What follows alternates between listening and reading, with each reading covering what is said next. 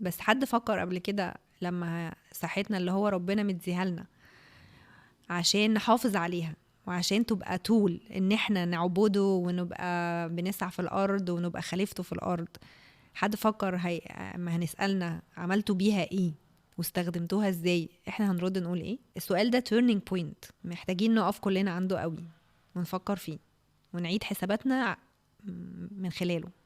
دي كانت التيرنينج بوينت بتاعتك في وقت من وانا الأوقات؟ هو انا يعني انا اتعلمتها بالطريقه الصعبه الهارد واي. يعني انا وقعت عشان ابتدي اعرف ان في حاجه اسمها كده فاحنا اصلا. بنقول كده علشان يعني عايزين نقول انه مش لازم توصل للحظة ان انت تقع عشان تقول انه انا ايه المفروض اغيره. وبعدين الوقعه مش يعني ان شاء الله ما مش لازم بعد الشر تبقى حاجه مرض خطير او مرض، يعني في حاجات صغيره جسمنا عمال بيبعتها لنا، صداع، مغصه، قفشه، بانيك اتاك، حاجات صغيره، مشاعر متلخبطه، مشاعر ما فيش، ما عنديش اي احساس، جالي فتره من حياتي ان انا مش قادره احس اي حاجه خالص. كل دي حاجات جسمنا وعقلنا وقلبنا بيبعتها لنا، محتاجين نقف عندها. انا مش بس بتكلم على ان هي حاجه يعني مرضيه، لا، هي ممكن تبقى حاجات ما قبل كده واحنا مطنشينها، وحاجات نفسيه برضو واحنا مطنشينها.